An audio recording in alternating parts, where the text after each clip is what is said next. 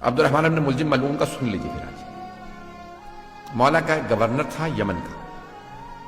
مولا کو بہت پسند تھا, اسے معزول نہیں کیا, بہت سے لوگوں کو بس سب کو معزول کر دیا, اور اسے کہا کہ بھی تم نے جیسے 10 افراد کو بھیجو جن کی میں تربیت کروں, جو پھر یمن کو چلائیں نظام. سنیں گے نا؟ اس نے 10 افراد بھیج دیے. اس نے 100 افراد کا انتخاب کیا. 100 افراد میں سے پھر 40 کو چنا.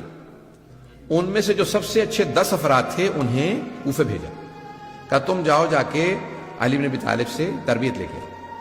مولا مسند بچھا کے بیٹھے, 10 افراد آئے. مولا نے پہلے کو پوچھا نام بتاؤ, بلدیت, سب کو تعارف ہو رہا ہے, سب کو بتا رہے ہیں کون کون ہیں یہ لوگ. دوسرا, تیسرا, چوتھا, چھٹے آدمی سے پوچھا بھائی تمہارا نام کیا؟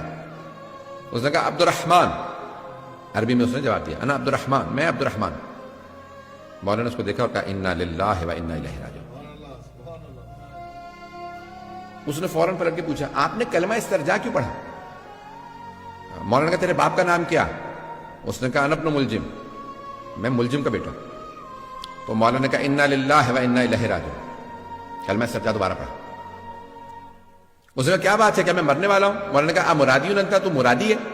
عبد الرحمن ابن ملجم ہے, مرادی قبیلے سے تھا, مراد.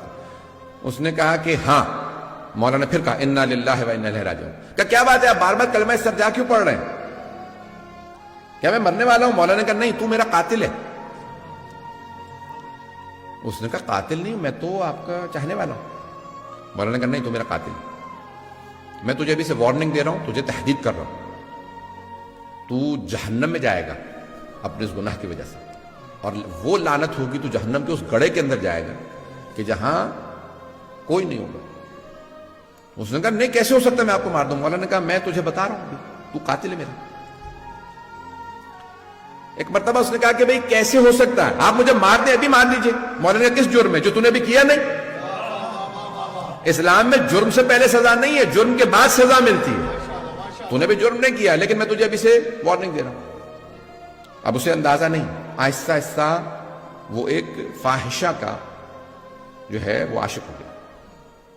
اب ممبر کے قابل نہیں کہ میں بیان کر سکوں. اس کا نام قطام تھا. ہمارے ہاں بھی کہا جاتا ہے نا, گالی دینی ہوتی ہے تو قطامہ کہتے ہیں, یہ اس کا نام تھا.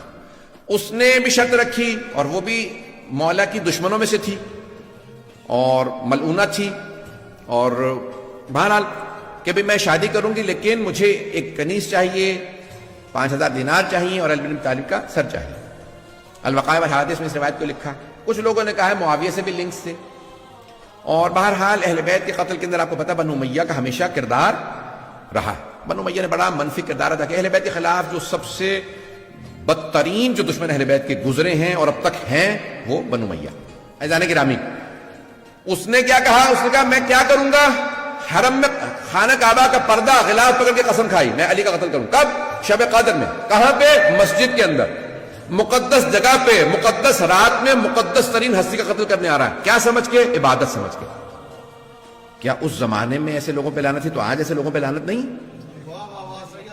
پتہ نہیں میں نے پیش کیا یا نہیں پیش کیا. یہ آج امام بارگاہوں میں, مساجد میں وہ کہتے ہیں میں عبادت کر رہا ہوں, میں شیعوں کو مارنے جا رہا ہوں, میں سامرہ کا حرم گراروں میں عبادت کر رہا ہوں. عزیزان گرامی, اسی لیے ہم کہتے ہیں کھولو آنکھیں, دماغ کھولو, کان کھولو. ایسے اگر لوگوں کو تم تاریخ میں, آج ایسے لوگ ہیں, اور پاکستان میں کب کہا؟ جب خود کے حملے شروع ہوئے پاکستان میں, کہا نہیں یہ ملعون ہے. عزیزان گرامی, اگر پاکستان میں حملہ ہو تو ملعون ہے, دوسرے ملکوں کے اندر حملہ ہو تو ملعون نہیں ہے, عراق میں حملہ ہو تو ملعون نہیں ہے, شام میں جناب زینب کے حرم پہ حملہ کرے تو ملعون نہیں ہے ایسے لوگ, اور اگر تاریخ میں علی پہ حملہ کرے تو ایسے آدمی ملعون نہیں ہے.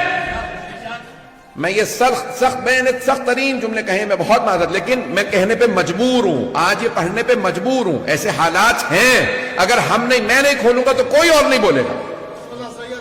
عزیزان گرامی, یہ تاریخ کے وہ کردار ہیں کہ جن پہ تاریخ میں بھی لعنت تھی, آج بھی لعنت ہے. اللہ ان لوگوں پہ لعنت بھیجتا ہے, اس کا رسول ان پہ لعنت بھیجتا ہے, ملائکہ لعنت بھیجتے ہیں, قیامت تک کے لیے ایسے لوگوں پہ لعنت ہے. اور جو ان پہ لعنت نہیں بھیجتے ان کا کیا حال ہونا چاہیے؟ ان پہ لعنت نہیں ہونی چاہیے. اگر تو وہ نہیں سمجھتے تو معاف ہے, اور اگر سمجھتے ہیں اور لعنت نہیں بھیجتے تو ان پہ بھی لعنت.